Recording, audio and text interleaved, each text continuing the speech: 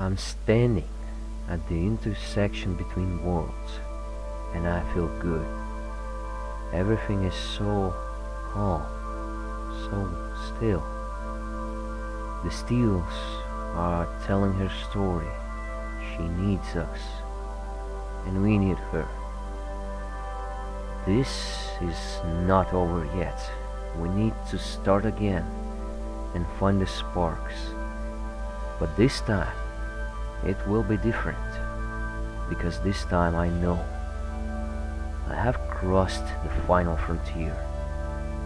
Time doesn't matter anymore. I know no fear because I have made it at last. I've reached the summit. But I'm getting ahead of myself. Let's start from the very beginning, shall we? Alright, DeadCore, a game made by 5-Bits Games and published by Bandai Namco, was originally called Deadlock, a prototype that was made by just 5 people, I believe. Was pretty bare bones and contained just one type of enemy. You can still find a prototype somewhere in the internet. After that, the team moved on to make a fully fledged game out of that. Made on Unity and published by Bandai Namco. In 2014, the game received some indie game awards and flew under the radar for the rest of the decade. And I'm here to change that. Despite the certain trend on YouTube that talks about best games you've never played, and materials on that game haven't moved on since its release, you can barely find good reviews about it. So, what's so special about it? Well, it's a speedrun game. A fun speedrun game. Let's begin with the story mode, which basically states that there is a tower and you must ascend it. The story mode contains 5 levels that get progressively harder and more mechanics being added to the mix. Speaking of mechanics, after initial double jump tutorial, get the lesser brother of portal gun, the iconic for this game, switch gun. You see, the tower that you must climb is alien in its nature. It ain't built by humans and is not even clear if it's built by aliens. Hell, the story implies that this thing is some kind of eldritch building that probably was there from the beginning of time, but I'll touch on that in a bit.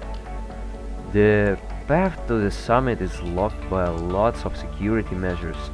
The switch gun can temporarily disable them, activate switches, or unlock alternative paths. It's the ultimate tool that you will upgrade with new features throughout the levels. You can increase magazine capacity, get a plasma blast or gravity mode, but I still haven't said about its ultimate purpose. The switch gun allows you to dash. And here comes the speedrunning aspect. From the moment you picked it up, the timer starts ticking.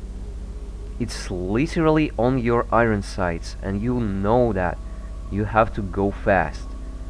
Now, the first run throughout the game will be far-fetched from the actual speedrun. The game will slowly teach you its mechanics, teach you how to jump, move, and most importantly how to die. Yeah, die. Each time you'll be caught in a grid, fall into the abyss, or smash yourself against the barrier, you will be sent to the last checkpoint instantly. There is no penalty, no death screen, just stand up and try again. And you will be, again and again, until you pass that hard, tricky section.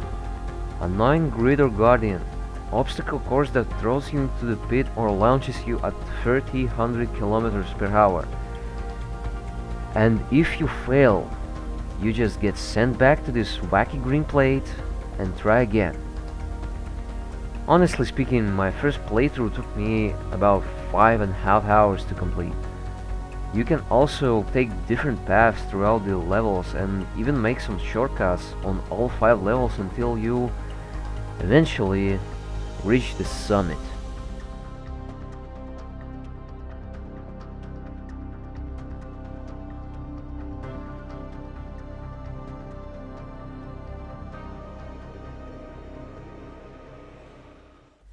Yeah, despite the fact that this game was built on Unity, it still looks gorgeous. Sometimes it looks janky, but you can't deny that overall imagery here is astonishing. But let's get back on course. Once you arrive at the summit, there is not much to do here. You have one single switch and some towers that look locked. Once you activate that switch, you get sent back down. On the first level, Icarus falling from the sun fashion. The cycle starts all over again. By the way, you see those things flying in the circles in the sky? Yeah, remember them. Right. This is where the actual story kicks in. In order to unlock the true ending, you have to find 2 sparks on each level, 10 in total, and place them as an offering at the summit of the tower. This unlocks 5 surrounding sections that each contain a testament. Each of them sprinkles a little bit of cryptic lore about this mysterious place. Throughout the levels you also can find logs, text files that contain stories of other runners that got forever lost in this place. These files contain some artworks, intricacies of tower security and other interesting stuff. Upon reaching the summit and offering all 10 sparks, you can activate the final switch that, instead of throwing you back at square one, propels you into the sky. Since, yeah, flying is sentinels in the sky. And you bear witness as the monolithic tower activates. You see the planet long dead and lost in time, and some sort of huge impulse of restorative energy emanating from the tower as the cutscene gets all abstract and calm, and somehow reminiscent of Big Bang that created the universe. Right, the story in this game plays the second best role. The information about all you encountered is so vague that it actually leaves so much room for your imagination. Who could have caused the end of the world? Aliens? Some great destroyer? Tulhu maybe? Maybe it's just that heat death of the universe? Who knows? Where do you go between respawning and checkpoint? Are you stuck in limbo? Maybe you are dead already? Well, who do we play as? Our character makes mechanical sounds and the logs say that some people in Race to the Summit stop being human at all. Logs also say that you must go faster because magnetic storm that's surrounding the tower messes with your body. Are all the mechanisms self-aware or just a part of the security system? Is this all just one big ultimate test? Alright, so the third role in this game I would give to the soundtrack. While it's overall not too shabby, there is still a couple of tracks that stand out. I need to mention that track The Ascension goes for almost 30 minutes.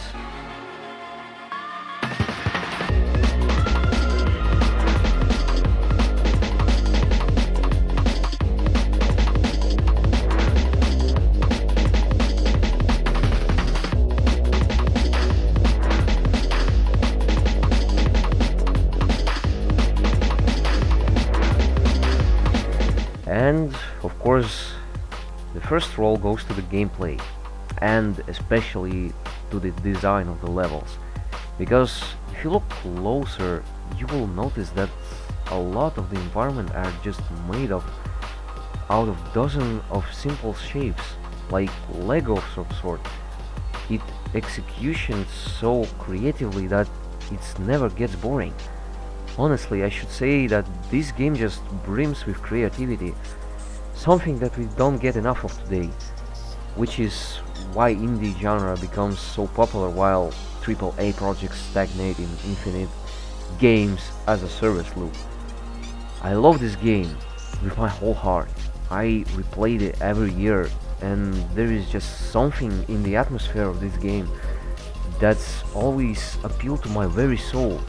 If you're still listening to my mad braggings about this gem of a game, I beg you, please buy or just wish list it, or spread the word around, or repost the video, or just leave a like in order for it to get traction. The game itself actually got patched and rebalanced a little bit. The leaderboards in bonus levels were reset, and devs specifically stated that they will keep the old version of the game on forums, so old players won't be forgotten. And well, that's probably all I wanted to tell about DeadCore. I wanted to give this game more fame since fast-paced games like Ultra Kill and Neon White are on peak of its popularity. And if you watch that video to the end, you have my sincerest respect. Thanks for watching.